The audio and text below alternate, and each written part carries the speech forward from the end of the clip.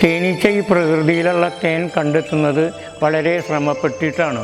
പൂക്കളിൽ ഒരു തേനീച്ച വന്ന് തേൻ കണ്ടെത്തിയാൽ അവർ തിരിച്ചു വന്നിട്ട് അവരെ കൂടിൻ്റെ മുന്നിൽ ഒരു പ്രത്യേക തരം ഡാൻസ് നടത്തും. റൗണ്ടിലും ഓവൽ ടൈപ്പിലും അത് ദൂരത്തിൻ്റെ അകലം അടുപ്പം അനുസരിച്ച് അവരൊരു ഡാൻസ് ചെയ്യും.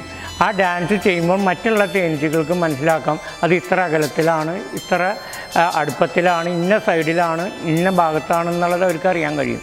അപ്പോൾ ആ ഡാൻസിൻ്റെ ഇത് അനുസരിച്ച് അവർ മറ്റുള്ള തേനീച്ചകളും കൂടിയും ആ പൂക്കളിലേക്ക് പോയി ചെന്ന് ആ തേൻ അവർ ശേഖരിച്ച് തേനീച്ചക്കൂട്ടിൽ കൊണ്ടുവന്ന് എത്തിക്കും. ഒരു തേനീച്ചക്കൂട്ടിൽ ആ തേനീച്ചക്കൂട് തുറന്നാൽ ഞങ്ങൾക്ക് മനസ്സിലാക്കാൻ കഴിയും ഇത് 2-3 ദിവസം കൊണ്ട് പെട്ടെന്ന് തേൻ നിറയ്ക്കാൻ സാധ്യതയുള്ള ഒരു സമയമാണ്. തേനീച്ച അധികം ഉണ്ട് എന്ന് വിചാരിച്ചിട്ട് തേൻ അധികം നിറയ്ക്കണമെന്നില്ല.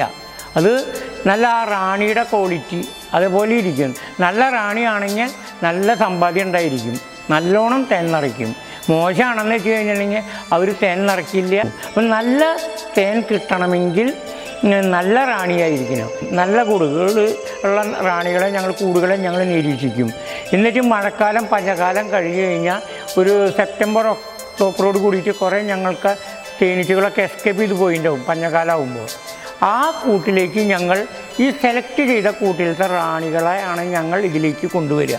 നല്ല തേനീച്ചകൾ വർദ്ധിച്ചാലാണ് നമുക്ക് അധികം തേൻ കിട്ടുള്ളൂ. അപ്പം ഞങ്ങൾ മുകളിൽ സ്റ്റെപ്പുകളൊക്കെ കയറ്റിയിട്ടുണ്ടായിരിക്കും. ഈച്ച വർദ്ധിക്കുന്നതിനനുസരിച്ച് സ്റ്റെപ്പുകൾ കയറ്റും.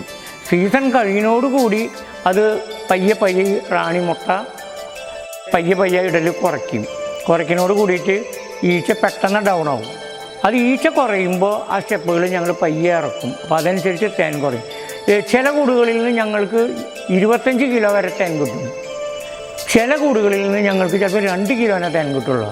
പക്ഷേ ആവറേജ് ഒരു 10-11 കിലോ തേൻ കിട്ടിയാൽ ഒരു തേനീച്ച കർഷകൻ എന്ന ലെവലിൽ അവനത് മുന്നോട്ട് പോകാനായിട്ട് കഴിയുള്ളൂ.